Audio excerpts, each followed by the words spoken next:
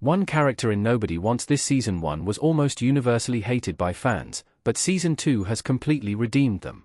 Last year, Netflix's hit rom-com took the world by storm, winning over fans with its charming love story and lovably flawed characters. Noah was deemed the best TV boyfriend, and Joanne was embraced for her relatability. They weren't the only two to feel the love, though. Discussions after the first season heavily focused on whether Morgan and Sasha should get together, based on their chemistry. Sadly, my favorite character in Nobody Wants This, Esther, was rejected by pretty much everyone. Esther was torn apart, getting labeled mean, controlling, and aggressive. Luckily, Nobody Wants This Season 2 redeemed her, proving that she never actually deserved the intense hatred. Esther's character arc is the most interesting part of In Nobody Wants This Season 2 Erin Simkin and Netflix. Unfortunately, as much as I love Adam Brody and Kristen Bell, Noah and Joanne's relationship became repetitive in Nobody Wants This Season 2. This allowed other storylines and characters to really shine. Morgan's messy and unethical therapist romance was a wild ride, but it was entertaining in a very different way. It felt more like I couldn't look away from a train wreck, rather than being enjoyable. Dr. Andy is a manipulative and unethical creep, and I hate that he took advantage of her. Meanwhile, Esther's character arc is actually positive. She has been there since the beginning, so it's easy to care about her. I think she was deeply misunderstood in the first season. Nobody Wants This Season 2 shows her not only softening in her harshness but letting go of her need to always be in control. It's interesting to watch her try to figure out who she is and what she wants, as an individual, rather than viewing herself as just a mother, daughter-in-law, or wife. She sees the freedom Rebecca has and longs for the opportunity to travel and take on new hobbies. Ultimately, I was invested in her journey of self-exploration. Esther's backstory explains why she is so harsh in Nobody Wants This copyright symbol Netflix courtesy Everett Collection. In Nobody Wants This Season 2, we learn that Esther got pregnant at a young age and married Sasha because he was the baby's father. This explains a lot about her.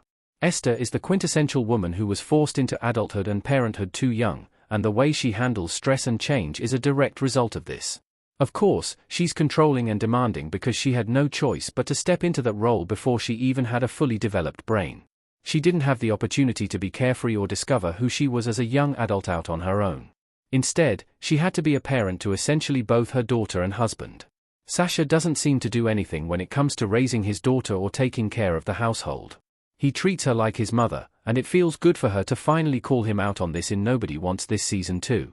I stand by the fact that Sasha is the worst character in Nobody Wants This, besides Dr. Andy.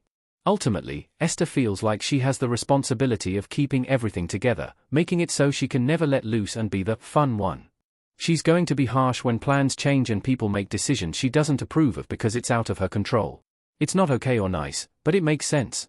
Esther proves that she's a really great friend in Nobody Wants This Season 2 Erin Simkin and Netflix.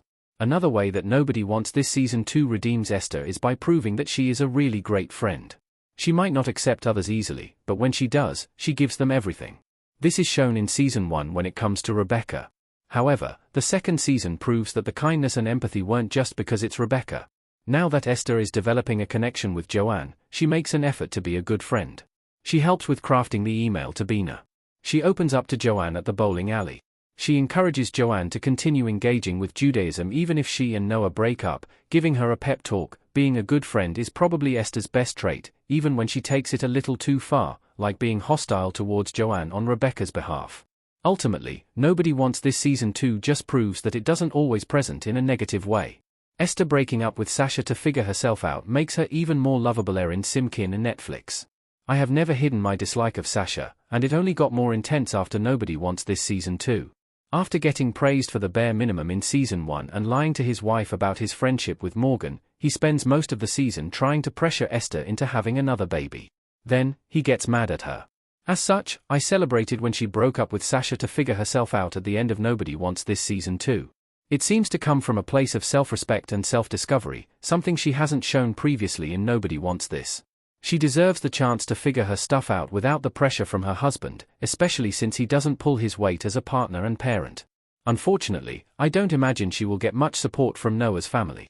Still, that could bring Joanne and Esther even closer as friends. Nobody Wants This Season 2 proves Esther didn't deserve all the hate she got. Erin Simkin and Netflix. Ultimately, Nobody Wants This Season 2 redeems Esther and proves that she didn't deserve all the hate she got. Morgan and Joanne were allowed to make messy decisions and act poorly in the first season without getting hate. She should have been granted the same empathy. What's more, retroactively, most of her behaviors can be explained by her past in the same way that Joanne's inability to trust and Morgan's need for approval can be tied back to their upbringing. That doesn't necessarily make them okay, but it does make them understandable.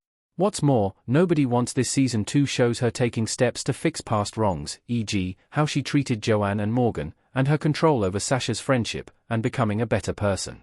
At this point, out of every Nobody Wants This character, she has grown the most.